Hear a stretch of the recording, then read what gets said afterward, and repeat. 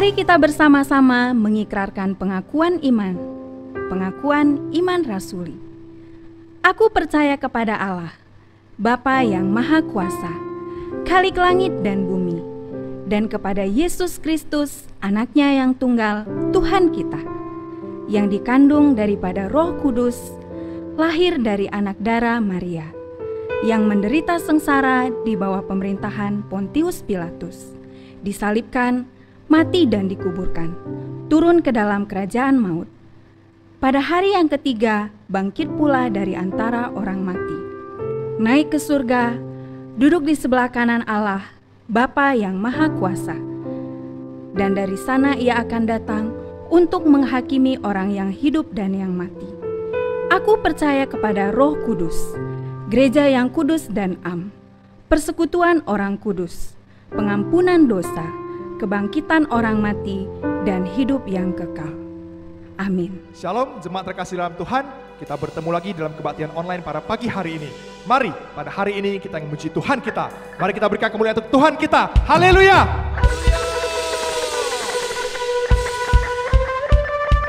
Mari kita memuji Tuhan kita dengan sorak-sorai dan bertepuk tangan. Biar semua kemuliaan untuk Tuhan kita saja.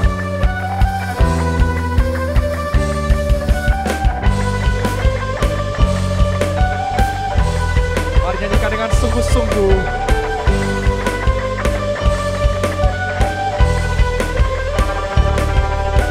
将天敞开，你的荣耀降下来。将天敞开，你的同在降下来。将天敞开，你的荣耀降下来。万国赞叹你。你是荣耀君王，天上地下可以敬拜，欢呼耶稣基督圣洁羔羊，荣耀归于你，天上地下在永恒里敬拜，哈利路亚，哈利路亚。Sekali lagi dari awal, kita nyanyikan pujian ini dengan sungguh-sungguh untuk kemuliaan Tuhan kita.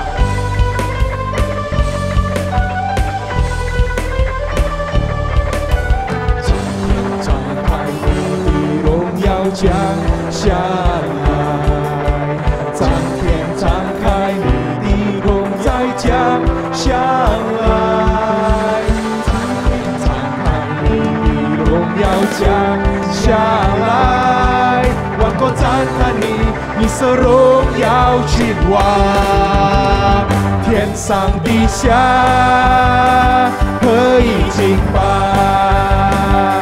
欢呼耶稣基督圣洁羔羊，荣耀归于你，天上地下在永恒里敬拜，哈利路亚，哈利路亚。天上地下可以敬拜，欢呼耶稣基督圣洁羔羊，荣耀归于你，天上地下在永恒里敬拜，哈利路亚，哈利路亚。神就在这里，神就在这里，我们欢迎你，让一切焦点转向你。神就在这里，神就在这里，我们欢迎你，我们欢迎你，宝座前进满目的心。天敞开，你的荣耀降下来。敞开你的同在降下来，将天敞开你的荣耀降下来，将天敞开你的同在降下来，将天敞开你的荣耀降下来，将天敞开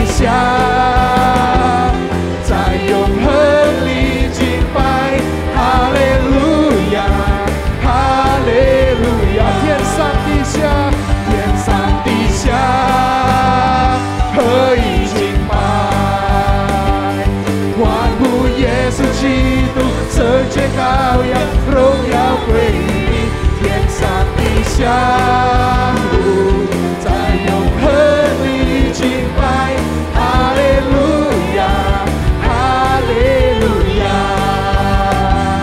哈利路亚，哈利路亚，哦，哈利路亚，哈利路亚。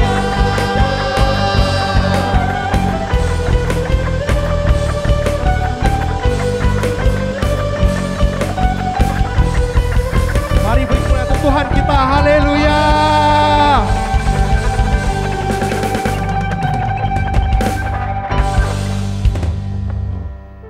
Tuhan, ini kami setiap anak-anak-Mu ya Tuhan. Kami datang ke hadapan-Mu dengan bawa setiap hati kami ya Tuhan. Hati yang rindu untuk memuji dan menyembah-Mu ya Tuhan. Biarlah Tuhan, Kau menerima setiap pujian penyembahan kami dengan senang hati ya Tuhan. Haleluya, haleluya.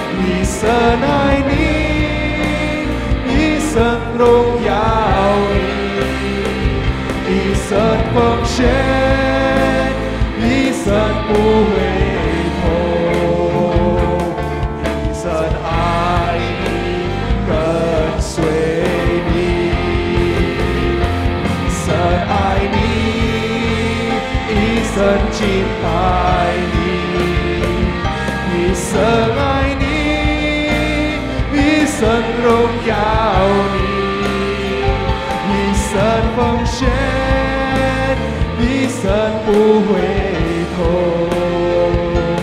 一生爱你，跟随你，能不能就让我留在你的同在里？能不能受我力量，让我更多爱你？我哪都不想去，这想这也在你眼中献上敬拜，全心全意来爱你。能不能就让我留在你的同在里？能不能受我力量，让我更多爱你？我哪都不想去，这想这也在你眼中献上敬拜，全心全意来爱你。我哪都不想去，这想这也在你眼中献上敬拜，全心全意来爱你。我哪都不想去，这想这也在你眼中献上敬拜，全心全意来爱你。 Shalom dan selamat tahun baru Jemaat GMI Muent. Kita mengucap terima kasih di tahun baru ini. Tuhan memberikan damai sejahtera, sukacita, kesehatan, dan hikmat di tahun 2021 ini. Saya mengucapkan terima kasih kepada Ibu Pendeta Yeti Tan atas undangan khotbah ini. Topik hari ini, topik yang diberikan sangat menarik, yaitu mengenai persiapan memasuki era pasca pandemi. Ini nasnya diambil dari Kisah Para Rasul pasal 11 ayat 27 sampai 30 dan Roma pasal 8 ayat 28. Saya akan bacakan dia punya nas Alkitab. Kisah Para Rasul 11 ayat 27 sampai 30. Pada waktu itu datanglah beberapa nabi dari Yerusalem ke Antiokhia. Seorang dari mereka yang bernama Agabus bangkit dan oleh kuasa roh ia mengatakan bahwa seluruh dunia akan ditimpa bahaya kelaparan yang besar.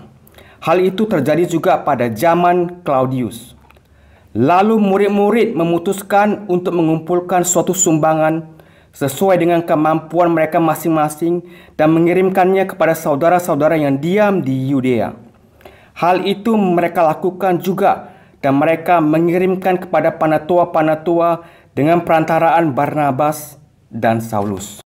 Mari kita berdoa. Allah Bapa yang baik, kami mengucap terima kasih Tuhan atas pimpinanmu di tahun 2020. Sekarang kami sudah di minggu kedua di 2021. Kami ingin penyertaan-Mu Tuhan.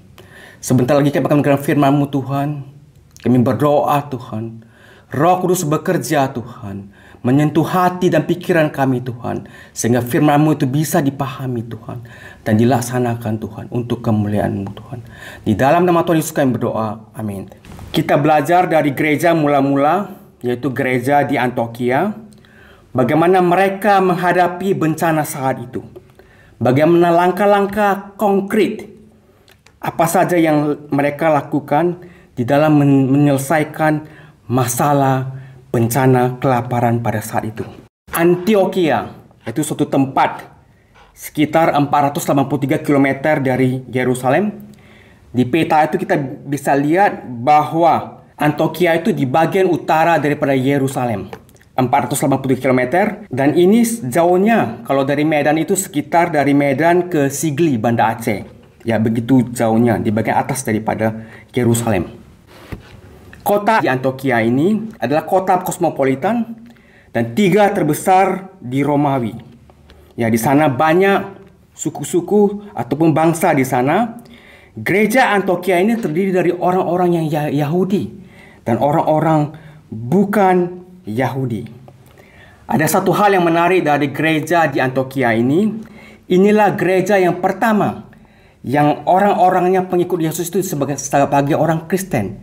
Jadi sangat unik sekali gereja pertama ini yang disebut sebagai orang-orang Kristen. Dari nas yang sudah kita baca dari ayat 27, terjadi migrasi dari Yerusalem ke Antioquia. Ini terjadi karena Stefanus. Mereka melihat Stefanus dirajam saat itu, dibunuh karena imannya kepada Tuhan. Stefanus ini memang orangnya taat dan cinta pada Tuhan Yesus. Jadi dia ada pengikut setia dan dia dibunuh. Dan saat itu juga ada Saulus di sana melihatnya dibunuh. Jadi melihat daripada situasi ini, maka pengikut Kristus, murid-muridnya, dan para nabi itu mau melarikan diri dari penganiayaan. Ada 3 tempat yang mereka mau tempat mereka bersembunyi, yaitu Fenisia, Siprus, dan Antioquia. Pada ayat 27 ini mereka pergi ke Antioquia. Saat itu terjadi pada saat pemerintahan Kekaisaran Claudius, yaitu sekitar dari tahun 41 sampai 54 Masehi. Dan di sana kita melihat ada di ayat 28 itu ada nubuatan dari Nabi Agabus bahwa akan terjadi kelaparan besar di seluruh dunia. Dan ini juga tercatat apa yang tertulis di Alkitab ini juga tercatat di sejarah. Sekitar tahun 46 Masehi terjadi bencana kelaparan yang besar-besaran. Jadi bencana kelaparan ini bukan terjadi pada sekali saja, tetapi juga 2000 tahun yang lalu, yaitu pada saat Yakub berkunjung dari Israel ke Mesir untuk menemui putranya Yusuf di sana sebagai pemimpin di Mesir. Karena dia mau mendapatkan jagung di sana, makanan. Karena di sana mereka sudah persiapkan sebelum kemarau panjang, sebelum bencana kelaparan sudah ada. Dan saat itu juga Yakub dan anak-anaknya pindah ke Mesir, ya, 2000 tahun lalu sebelum ini. Kalau sekarang kita hitung sudah sekitar 4000 tahun yang lalu terjadi sama. Bencana kelaparan ini terjadi karena kemarau yang sangat panjang. Kemarau yang sangat panjang itu mengeringkan semua tumbuh-tumbuhan dan tidak ada lagi suplai untuk makan makanan. Di sini kita melihat juga bagaimana peran Barnabas dan Saulus di gereja Antioquia ini. Gereja Antioquia ini adalah hasil penginjilan dari orang-orang dari Yudea, dari Yerusalem. Jadi gereja ini cepat bertumbuh dan dari gereja Yerusalem dikirim Barnabas ke sana untuk melihat pertumbuhan di sana. Dan Barnabas juga menginginkan Saulus bisa bekerja sama. Dan dia pergi menjemput Saulus di kampung halamannya tuh di Tarsus untuk bergabung dengan dia melayani di Antioquia. Jadi Barnabas dan Saulus melayani dan mengajari jemaat di Antioquia ini selama 1 tahun. Inilah murid-murid mereka yang mereka bimbing itu, yang kemudian disebut sebagai orang Kristen. Mereka mengetahui kemarau. Mereka mengetahui apa yang akan datang itu. Karena Agabus sudah memberikan ramalannya yang akan tiba itu. Jadi mereka persiapkan itu. Mereka juga mau untuk membantu saudara-saudari yang dalam kesulitan pada saat itu. Mereka mengambil keputusan. Dari ayat 23 sampai 30, mereka mengambil keputusan. Dan yang paling penting itu, mereka mengambil tindakan yang nyata. Take action. Jadi mereka mengambil 3 keputusan penting untuk dijalankan, membantu orang yang mengalami bencana kelaparan. Yang pertama, mereka melihat di daerah mana yang paling membutuhkan bantuan saat itu, yaitu tertulis Yudea. Mengapa Yudea? Bukan tempat-tempat lain juga dibantu, tetapi Yudea ini adalah tempat yang telah diporak-porandakan oleh perang. Jadi kita tahu di saat modern ini, seperti saat modern ini negara Suriah itu sudah diporak-porandakan oleh perang. Jadi bangunan hancur, tidak ada air, tidak ada listrik, dan tidak ada telepon. Infrastrukturnya semua lenyap. Begitulah apabila suatu tempat itu sudah diporak-porandakan oleh perang. Jadi butuh suatu bantuan yang cepat, dan ini sangat menentukan sekali karena mereka menderita. Saya mau membagikan suatu cerita yang barusan terjadi di Medan. Sekitar sebulan lalu banjir terjadi di Bandar Selamat di Medan. Dan kita yang di Singapura ini juga kita sebenarnya memantau. Saat-saat pandemi ini banyak hal yang terjadi. Misalnya PHK. Tetapi saat ini terjadi di bulan Desember itu tanggal 4 saya lihat banjir di Bandar Selamat ini, yaitu air dari sungai itu naik dan rumah itu tergenang air. Dan tergenang air itu juga naik tinggi airnya sehingga orang mengirim videonya kepada kami. Saya di Singapura melihat videonya dan kita melihat ini sesuatu yang harus kita tolong segera. Inilah saat-saat itu yang sangat dibutuhkan. Kebutuhan sangat penting, mereka harus ditolong. Banjir naik di rumah dan buku-buku anak-anak sekolah itu semuanya basah dan sudah lenyap, tidak bisa dipakai untuk sekolah. Dan juga yang lain-lainnya juga rusak perabot sehingga mereka harus mengungsi ke rumah lain. Tunggu air turun dan rumahnya dibersihkan. Jadi kami melihat kebutuhan ini, mengambil keputusan supaya membantu. Walaupun kita jauh saat ini, dengan teknologi yang ada, kita bisa bantu orang yang jauh. Walaupun antara Singapura dan Bandar Selamat itu jauh, tetapi bisa dibantu. Sama halnya juga terjadi 16 tahun lalu tsunami di Aceh. 26 Desember tahun 2004. Begitu mengerikan bencana tsunami itu. Namun gereja-gereja di Singapura, mereka terus tersentuh. Tuhan menyentuh mereka. Sehingga mereka yang memiliki jemaat dokter, mereka mengirimkan barang-barang medis dan mengirimkan jemaatnya dokter itu untuk pergi ke Aceh dan membantu di sana orang yang di dalam penderitaan. Sama juga dengan pemerintah Singapura yang mengirim peralatan canggih ke Aceh supaya dengan ada peralatan canggih itu air yang kotor itu bisa disaring dan penduduk bisa meminumnya. Itulah yang pertama. Langkah pertama adalah melihat di mana dibutuhkan bantuan saat itu yang paling penting yang pertama. Yang kedua, mengumpulkan dana sesuai dengan kemampuan masing-masing. Saya sangat senang membaca ayat ini. Mengumpulkan dana sesuai dengan kemampuan masing-masing. Jadi kita bisa menggalang dana dan kita tidak memberikan tarif berapa orang mau kasih. Yang penting sesuai dengan kemampuan dan ketulusan orang dan kita terima itu. Dan saya memberikan satu contoh mengenai seorang pendeta pensiunan. Dia sakit dan dia pergi ke Penang berobat di sana. Bayangkan seorang asing itu pergi dari Indonesia ke Penang itu dan tinggal di rumah sakit dalam keadaan pergumulan dan membutuhkan dukungan finansial. Jadi kami di Singapura kami juga melihat yang kejadian itu. Dan kita juga menggunakan ini mengumpulkan dana sedikit-sedikit dan akhirnya terkumpul. Dan kumpulan itu kita bisa kirimkan ke Penang.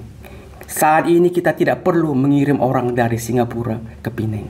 Hanya kita menelpon teman di sana dan teman di sana akan segera mengirim uang itu ke rumah sakit. Betapa terhiburnya pendeta pensiun dan keluarga ini. Bahwa Tuhan bisa bekerja melalui orang-orang lain untuk memberkati mereka, menolong mereka di dalam kesulitan. Yang ketiga, ini masih ayat yang ke-30.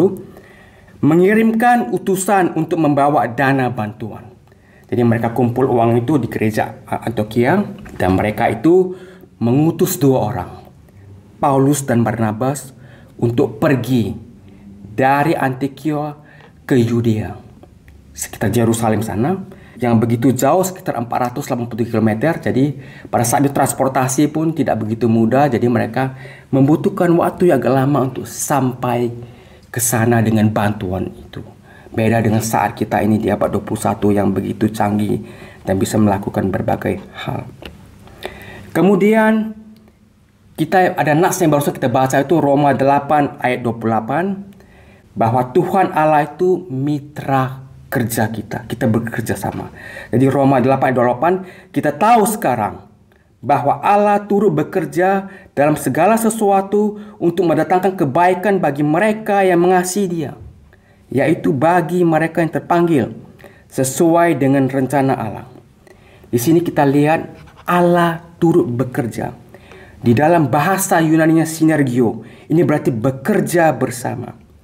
Di sini Tuhan turut bekerja, berarti Tuhan bekerja sama dengan orang-orang yang mengasihi Dia.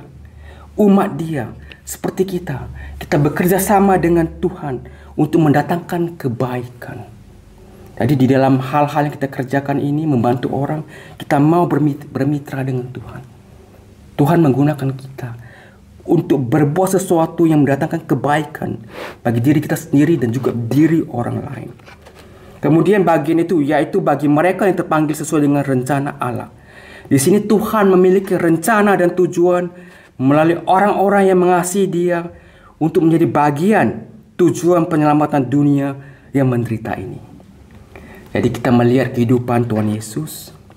Selain Dia menyelamatkan jiwa, pada saat Dia datang ke dunia ini, Dia juga datang mengurangi penderita orang, menyembuhkan orang yang buta, menyembuhkan orang yang sakit kusta, dan menyelesaikan berbagai masalah yang bisa meringankan beban orang dan menyembuhkan orang-orang yang sakit. Itu juga karya keselamatan Dia. Selain karya keselamatan, menyelamatkan kita dengan karyanya di atas kayu salib. Sekarang kita pada bagian akhir, pada bagian penerapan. Kita sudah mendengarkan tiga langkah yang tadi dilaksanakan dengan berbagai contoh. Sekarang kita mau menerapkan 3 langkah ini. 3 langkah ini bisa diterapkan untuk internal maupun eksternal. Jadi di dalam komunitas itu kita prioritaskan dulu bantuan seperti gini, langkah ini untuk komunitas yang internal. Jadi di Singapura ada teman kita yang kena COVID, 2 orang. Teman dekat kita yang sering kita ketemu dengan mereka. Sebenarnya mereka itu tidak kelihatan sakit. Mereka cukup sehat dan bisa kerja. Tetapi mereka membawa virus COVID-19 di dalam tubuh mereka. Mereka tidak tahu. Pada saat pemerintah mencek, rupanya ketahuan 2 orang ini mengidap COVID-19. Dan mereka itu dibawa dan dikarantina hampir 3 bulan. Bagaimana kita ini melihat hal yang demikian? Jadi kita menghubungi mereka, tidak bisa melihat mereka secara langsung, tidak diperbolehkan mengunjungi orang yang mengidap COVID-19 ini. Kita bisa doakan mereka dan akhirnya mereka ini sembuh. Ya, puji Tuhan mereka bisa kerja kembali. Itu internal. Kita bisa membantu 3 hal secara internal. Tetapi juga kita melihat secara eksternal. Apabila semuanya di dalam lingkungan internal itu semuanya sudah sehat semuanya, maka kita bisa melangkah keluar. 3 langkah ini kita bisa jalankan. Yaitu kita menjangkau keluar, memberi bantuan, melihat di mana yang paling dibutuhkan. Di daerah mana yang paling dibutuhkan. Kita bisa mengumpulkan dana dan kita bisa mengirimkan orang. Ya, kali ini apabila terlampau jauh mau naik kapal terbang, kita tidak perlu lagi ke sana. Teknologi bisa membantu, teknologi Zoom. Perlu biaya mau dikirim, tidak perlu dibawa orang. Dengan telegraphic transfer bisa kita kirim. Kemudian penerapan kita terus. Di dalam kita melaksanakan sesuatu ini, 3 hal ini. Di dalam bencana apapun, kita bermitra dengan Tuhan. Seperti yang tertulis dari Roma 8 ayat 28. Kemudian Tuhan memanggil umatnya, Bapak, Ibu, dan saya umatnya, menjadi bagian dari rencana keselamatan Tuhan, dari keselamatan untuk dunia yang menderita ini. Di dunia ini begitu banyak orang yang menderita. Jadi kita mau menjadi umatnya, menjadi bagian daripada rencana keselamatan Dia untuk membantu orang-orang yang sulit saat ini, yang mengalami pandemi COVID-19 di seluruh dunia. Saya akan mengakhiri khotbah ini dengan satu ayat. Ayat ini adalah ucapan langsung dari Tuhan Yesus yang diambil dari Matius 25 ayat 36. Ketika aku telanjang, kamu memberi aku pakaian. Lihat ya, ketika aku telanjang, kamu memberi aku pakaian. Ketika aku sakit, kamu melawat aku. Ketika aku di penjara, kamu mengunjungi aku. Jadi di sini ada actionnya, ada tindakan langsungnya. Ketika saya telanjang, tidak ada busana, Engkau memberikan saya busana. Ketika saya sakit, Engkau melawat saya, Engkau mengunjungi saya, Engkau mendoakan saya. Itu ada tindakan nyatanya. Jadi kita mau menjalankan ini karena Tuhan itu bersama-sama dengan orang menderita. Apabila kita menolong orang yang menderita ini, orang yang sakit ini, atau orang yang miskin ini, maka sebenarnya kita melayani Tuhan Yesus. Jadi di dalam era yang memasuki pasca pandemi ini, kita melihat ke dalam komunitas kita layani terus sehingga semuanya baik dan kita bisa keluar. Dan kita layani ini dengan tindakan nyata. Apa yang kita bisa perbuat, hal-hal apa yang genting yang kita harus ambil keputusan, dan kita bisa kumpulkan dana dan orang bisa memberikan, dan dari dana itu kita bisa membantu orang-orang yang membutuhkan kasih daripada Tuhan kita pada saat-saat pasca pandemi ini. Mari kita berdoa. Terima kasih Tuhan, kami telah belajar dari firman-Mu. Kami telah belajar dari gereja mula-mula Tuhan. Mereka begitu bergiat, mereka mempunyai hati Tuhan untuk menjangkau orang-orang Tuhan yang sangat membutuhkan pertolongan Tuhan. Mereka membuat langkah-langkah yang konkret Tuhan, tindakan yang nyata Tuhan, untuk menolong sesama Tuhan.